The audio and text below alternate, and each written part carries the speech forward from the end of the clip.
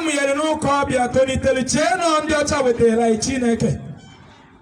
ọ ka anyị tolitezi fụwa alụ na okwu asị na agwa ọjọọ ndị ụka ọbịa na-akpa anyị wee jụba ajụjụ